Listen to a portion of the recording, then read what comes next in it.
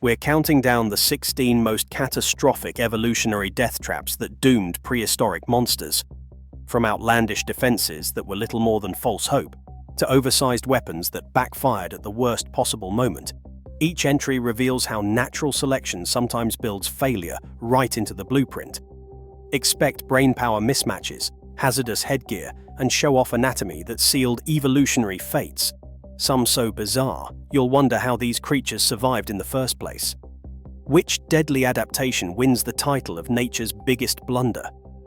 The forensic countdown begins with number 16. In the 16th place, Hallucigenia sparsa stands as evolution's first cautionary tale. Fossils from the Burgess Shale once baffled paleontologists, so much so that, for nearly 2 decades, textbooks depicted this Cambrian oddity upside down. The spines, originally thought to be legs, actually sprouted from its back, leaving its soft underbelly entirely exposed. 7 pairs of clawed legs scuttled along the seafloor, while a forest of dorsal spikes promised protection from above, but offered nothing against threats lurking in the sediment. Chengjiang specimens confirmed the orientation. All armor up top, none below. CT scans and taphonomic studies reveal no evidence of ventral defenses, just a vulnerable belly and flanks. In a world where predators attacked from every angle, this half-measure left Hallucigenia's lineage with nowhere to hide. The original wrong-side-up disaster. Proof that in the arms race of evolution, getting the basics backward is a fast track to extinction. Number 15. The Dodo of Mauritius. Evolution handed this bird a winning ticket for island life.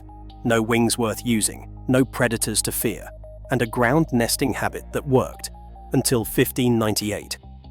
Dutch sailors landed, bringing rats, pigs, and monkeys. Within months, eggs vanished from nests. By 1601, ship logs already mentioned dodos growing scarce. Archaeological sites show a sudden spike in broken eggshells and gnawed bones, evidence of invasive mammals tearing through ground nests. The dodo's evolutionary bet on flightlessness and predator innocence collapsed in less than 65 years. By 1662, the last credible sighting faded into rumor. The extinction wasn't slow. It was a blink, a forensic case of ecological naivete meeting imported disaster. Here, the island specialist's greatest strength, absolute trust in a predator-free world, became the fatal flaw. The dodo's downfall marks the speed at which isolation can turn from sanctuary to death trap. Number 14. Stegosaurus, nature's armored juggernaut with a processing bottleneck. Endocranial casts reveal a brain weighing just 80 grams, barely enough to fill a walnut, managing a body tipping the scales at 5 metric tons. That's a brain-to-body mass ratio of roughly 1 to 62,500, among the lowest recorded for any land vertebrate. The famous thagomizer, 4 tail spikes, each up to 90 centimeters long, could shatter predator bone.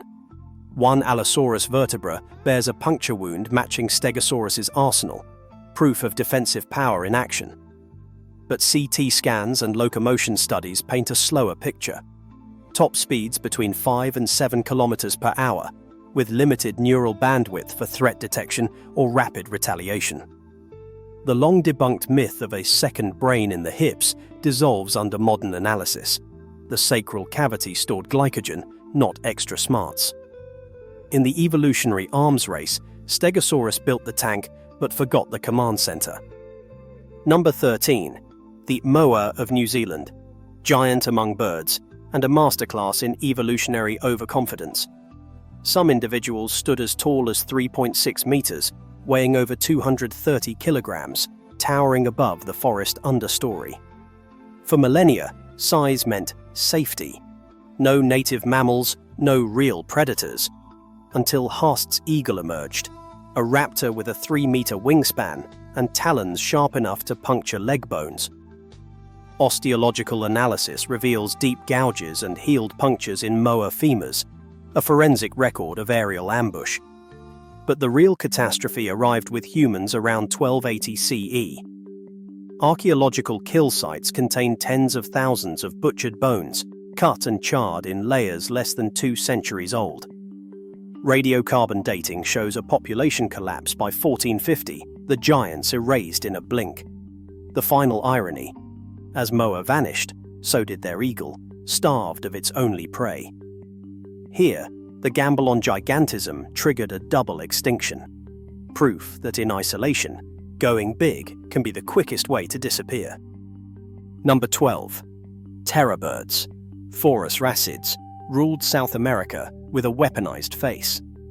The largest, Kalenkin, wielded a skull stretching 71 centimeters, its beak built for vertical strikes and bone-splitting impact. Finite element analysis paints a clear picture. The skull could withstand tremendous force along its length, but lateral blows risked catastrophic fracture. Fossil evidence supports the model. Several terror bird skulls bear healed lesions, silent records of failed hunts or botched attacks. The catapult beak made for a devastating battering ram, but left these predators vulnerable to side impacts and awkward recovery after a miss. Their long legs powered straight-line pursuit, but tight turns and quick pivots belonged to the mammalian newcomers arriving during the Great American Biotic Interchange. As climate cooled and nimble carnivores spread, the terror bird's single-minded weapon became a liability. Extinction followed by 1.8 million years ago, a case of apex design outpaced by evolutionary upgrades from the north. Number 11. Platybelodon, the Miocine's answer to landscape engineering. This proboscidean wielded a jaw like a garden spade. Lower tusks flattened into a chisel, perfect for slicing aquatic plants and stripping bark in sprawling wetlands. Enamel microwear and carbon isotope ratios from fossil teeth confirm a diet locked to waterlogged environments. C3 plants, soft shoots, roots. For nearly 10 million years, this specialization paid off. But as the Miocene cooled and wetlands shrank, Platybelodon's signature tool became obsolete. Paleosol data tracks a drying trend. Fossil localities vanish from the map as grasslands replaced marsh. The jaw that once opened ecological doors now closed them tight. Unlike elephantids, whose generalized trunks and tusks flexed with shifting habitats, Platybelodon's shovel jaw was a one-way ticket. By 4 million years ago, the lineage was gone. Proof that in evolution, a perfect tool for yesterday's world can become tomorrow's dead weight. In the 10th place, Glyptodon stands as the Pleistocene's answer to a tank that forgot how to turn. Measuring 3 meters from nose to tail, this armored mammal carried a rigid dome built from more than 1,000 fused osteoderms. Bone histology confirms a shell thickness up to 5 centimeters. Biomechanical modeling reveals the price of this fortress, a turning radius greater than 4 meters, leaving the flanks and rear exposed to any predator or opportunistic human with a spear. The metabolic cost was steep. Bone growth studies show slow rates and high calcium demand, especially during resource shortages. Fossil evidence from late Pleistocene kill sites suggests hunters exploited these vulnerabilities, targeting the unprotected rear while the animal struggled to reposition. The armor that made Glyptodon nearly invincible from above also made it a traffic cone on legs, impenetrable, immobile, and ultimately unsustainable. Here, defense became a shackle, not a shield. Number 9. Therizinosaurus, Cretaceous Mongolia's botanical oddity with a horror movie manicure. The claws stretched nearly a meter, the longest of any known animal, curving like oversized sickles. For decades, paleontologists mistook them for the weapons of a giant predator. But tooth microwear and jaw structure rewrote the script. Therizinosaurus was a specialist herbivore, using those claws to rake down branches and strip tough foliage. Finite element analysis exposes the mechanical paradox. Vertical pulling was safe, but any sideways force risked catastrophic breakage. The keratin sheath alone demanded a heavy protein investment, a metabolic cost rarely justified by defensive returns. In combat, deploying these claws meant exposing the torso, and the fragile structure could snap under predator attack. Here, the price of evolutionary extravagance was a multi-use tool too delicate for real confrontation. a salad fork masquerading as a sword. The Rhizinosaurus stands as proof that in evolution, sometimes the most spectacular weapons are built for show, not survival. 8th place, pterosaurs, nature's airborne billboard designers, took ornamentation to aerodynamic extremes. Fossils of Tupandactylus show a crest stretching over a meter, dwarfing the jaws beneath it. These crests didn't just grow, they exploded in size at sexual maturity, a pattern familiar from modern display animals. Histological studies confirm rapid late-stage crest development, hinting at sexual selection as the driving force. But the price? Wind tunnel models and computational simulations suggest that crests of this scale would have acted like vertical sails, increasing drag and making crosswind landings a gamble. No direct computational fluid dynamics study has published the exact drag penalty, but the physics is clear. Every extra centimeter adds risk. In turbulent air, the headgear could destabilize even the most accomplished flyer. The crest's only proven function, showing off, came with a survival cost that scaled with spectacle. Here, evolution's fashion statement became a flight hazard, the original case of style over substance. Number 7.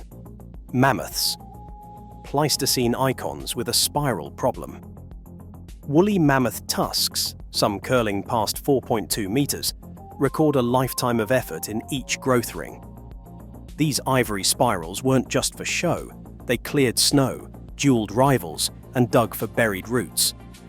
But the curve came at a price. Fossil tusks often display spiral fractures, the result of torsional stress during combat or digging in frozen ground. Some mammoth remains are found with tusks wedged in permafrost or tangled in roots, the animal unable to free itself, a 6-ton behemoth immobilized by its own anatomy. Asymmetric wear patterns reveal individuals forced to favor one side after breakage, a metabolic drain when every bit of calcium counted. Isotopic analysis of tusk layers tracks the toll. Periods of slowed growth signal harsh winters when the cost of maintaining extravagant headgear outstripped the benefit. Here, the evolutionary flourish became a liability. Display, defense, and disaster all spiraled together.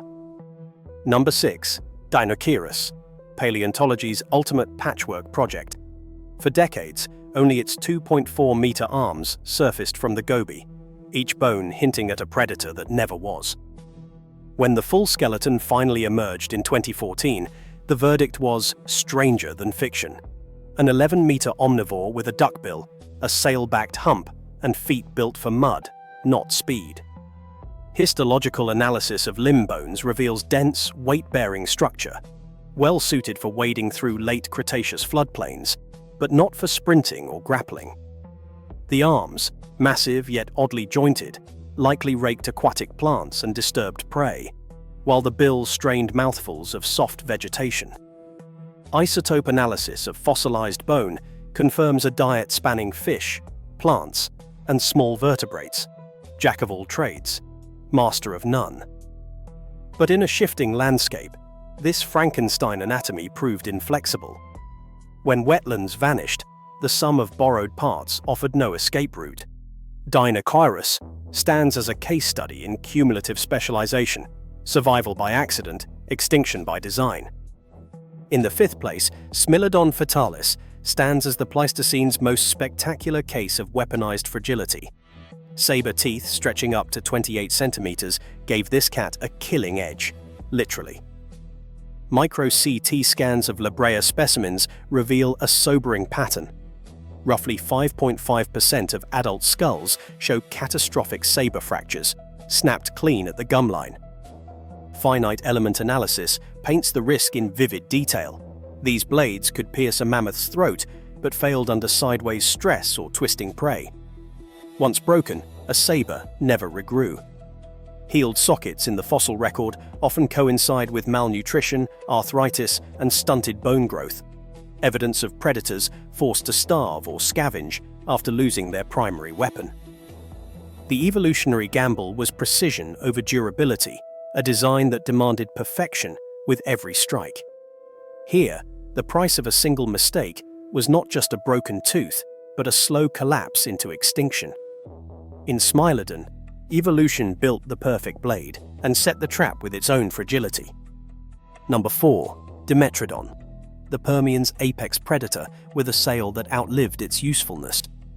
The neural spines, sometimes stretching a full meter above the backbone, formed a towering fin laced with blood vessels. Histological sections revealed dense vascular canals, evidence for rapid heat exchange. Thermoregulation was the leading theory, at least while climates stayed unpredictable.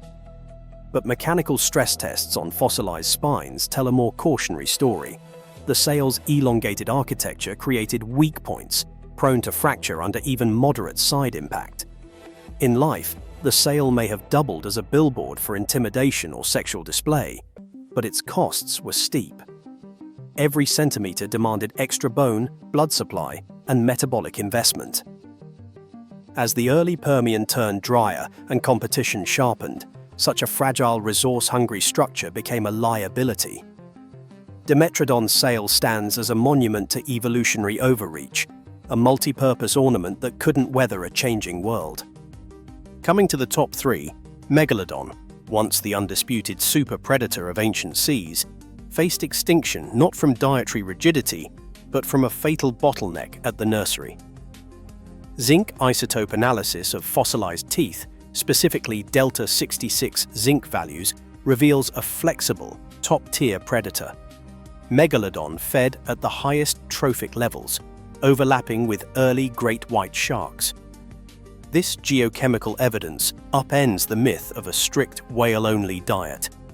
Clumped isotope thermometry shows Megalodon maintained body temperatures, rivaling marine mammals, hinting at broad habitat range and hunting grounds. But as the Pliocene seas changed, coastal nursery habitats, critical for juvenile survival, vanished with shifting shorelines and rising competitors. Fossil distribution maps track this contraction, while trophic overlap with great whites intensified. The final blow came not in the adult's menu, but in the young's inability to find safe, shallow water. Apex design, ecological flexibility, and size, none could compensate for a vanishing nursery. Megalodon's death trap was a generational choke point, not a dietary dead end. In second place, Ankylosaurus stands as the ultimate case of weaponized overkill, a living tank that nearly sabotaged itself with its own arsenal. The tail club, a two-handed sledgehammer of bone and armor, could shatter predator limbs or rival armor on impact. But finite element analysis of CT-scanned fossils reveals a fatal flaw. The largest knobs concentrated stress at the narrow handle, just cranial to the club itself. In simulated strikes, this junction glows with predicted fracture lines, a mechanical weak point hidden beneath layers of defense. Rare museum specimens show fused vertebrae and possible infection at the club base, signs of catastrophic stress or injury, not battle scars from predators. The evolutionary gamble was clear. Every increase in club size raised the risk of self-destruction, turning a defensive masterpiece into a tipping hazard. Here, the price of maximum force was structural failure, a death trap built into the blueprint of nature's armored juggernaut. And finally, in first place, Opabinia, the Cambrian surveillance overkill. 5 stalked eyes scanned the sea floor, each fixed on a different axis, while a flexible, nozzle-tipped proboscis raked through mud for prey. Disparity analyses place Opabinia at the far edge of evolutionary experimentation. No direct descendants, no modern analogues. Functional reconstructions show a creature so specialized it became an evolutionary cul-de-sac. Every anatomical innovation, eyes, trunk, body plan, was a one-off. In the fossil record, Opabinia's legacy is a single spectacular dead end. Proof that when adaptation becomes obsession, extinction is only a geological blink away. From Hallucigenia's misaligned armor to Opabinia's 5-eyed surveillance system, our countdown has exposed 16 of evolution's most spectacular self-sabotages. Across every entry, a consistent pattern emerges. Traits that once offered a razor-thin advantage, be it Smilodon's saber teeth, Ankylosaurus's tail club, or Megalodon's specialized appetite, became fatal flaws when environments shifted or new pressures arose. The most shocking cases weren't just bizarre, they were meticulously engineered for a world that no longer existed. Whether it was armor that hindered escape, weapons that broke under stress, or sensory systems tuned to vanished habitats, these death traps underscore a key evolutionary truth. Nature rewards flexibility, not perfection. In evolutionary terms, every winner is temporary, and the greatest monsters were often victims of their own success. What doomed them wasn't lack of power, but an inability to adapt when the rules of survival changed. In the end, these prehistoric blunders are reminders that evolution never guarantees a future, only a fleeting moment at the top of the food chain.